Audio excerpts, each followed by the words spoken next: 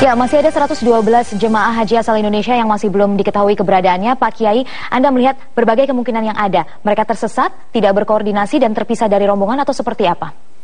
Ya, kalau pengalaman saya waktu di sana itu banyak yang tersesat gitu ya. Kebetulan waktu saya di sana tidak ada tragedi-tragedi gitu. Jadi itu biasanya problemnya begini.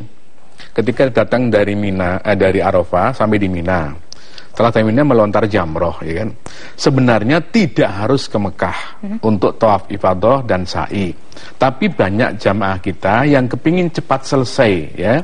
Akhirnya hari itu juga pergi ke Mekah, tawaf ifadah dan sa'i. Nah, ketika pulang itu mesti kesasar, gitu ya.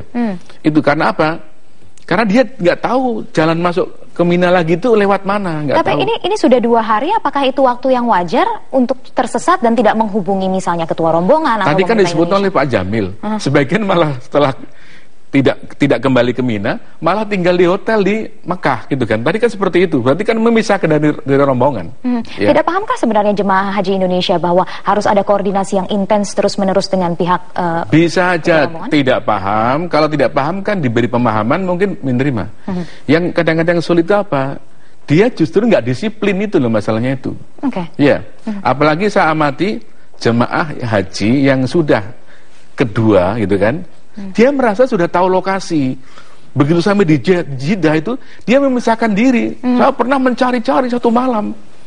Ya, jemaah seperti itu ternyata ketemunya di kantor polisi. Kita harapkan ini 112 jemaah haji bisa segera ditemukan. Tapi mekanisme atau prosedur yang akan dilakukan dalam pencarian seperti ini, mengerahkan pasukan itu seperti apa? Ya, salah satu cara terakhir, kalau dia masih bawa gelang, gitu kan? Kalau dia masih bawa gelang sebagai tanda dia jamaah Indonesia, ada namanya, ada nama kloternya, itu mudah ditandai seperti itu. Yang saya katakan termasuk nggak disiplin, mungkin apa karena baiknya dengan teman itu, begitu ketemu dengan jamaah lain dari provinsi lain, itu gelangnya itu udah tuker-tukeran gitu loh. Nah ini jadi masalah seperti itu. Nah, jadi jamaah haji itu perlu pembekalan budaya seperti itu kira-kira itu ya. Jadi jangan polos saja berangkat itu.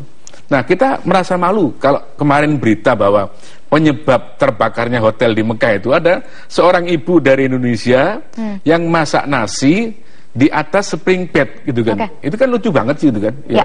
Nah, ini 112 juga mungkin sebagian keluarga di Indonesia juga masih resah begitu ya. Banyak juga informasi yang simpang siur bahwa ada laporan keluarganya hilang kontak dan lain sebagainya. Untuk meredam adanya keresahan ini, apa yang sebenarnya bisa dilakukan secara maksimal? Paling bagus adalah keluarganya sabar dan berdoa. Itu aja ya. Bersabar ya. Dan berdoa mudah-mudahan diberikan yang terbaik oleh Allah. Ya, dan tentunya menunggu informasi resmi dari pemerintah jadi, ya. Karena yang menjadikan simpang siur itu setiap orang bisa memberikan berita gitu kan. Sampai yang nggak resmi juga memberitakan yang nggak resmi ya.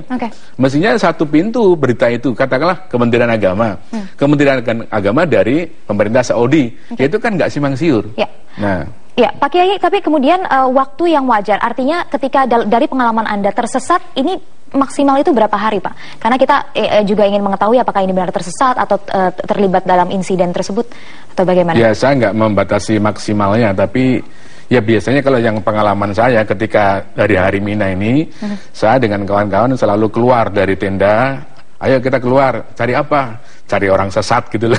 Yang tersesat gitu. Nah, yang tersesat itu selalu ketemu banyak sekali itu. Jadi ketemunya nggak tahu tempatnya di mana. Karena kadang-kadang kan kebetulan dari Mekah misalnya kan nggak ada angkutan yang disiapkan dulu ya, zaman saya itu oleh pemerintah Indonesia ya. Akhirnya mereka naik taksi misalnya ya, atau mobil-mobil yang lain.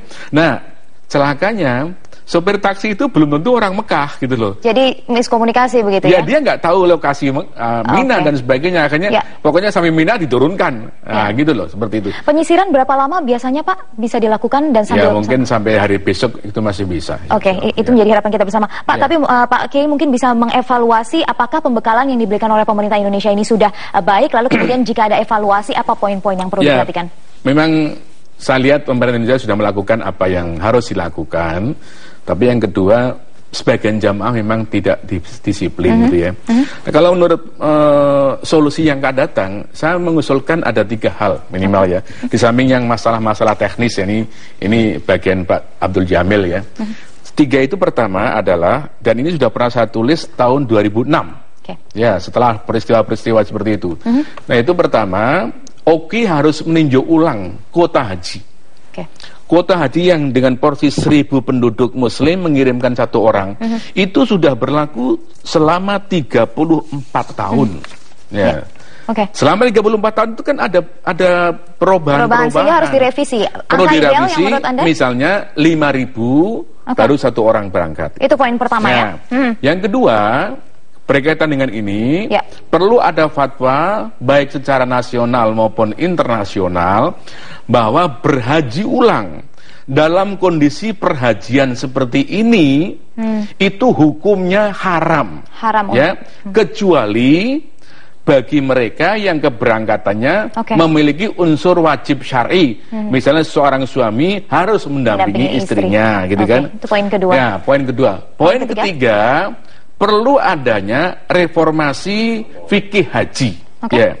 Apa yang dulu misalnya disebut afdol atau sunnah, mungkin sekarang menjadi haram.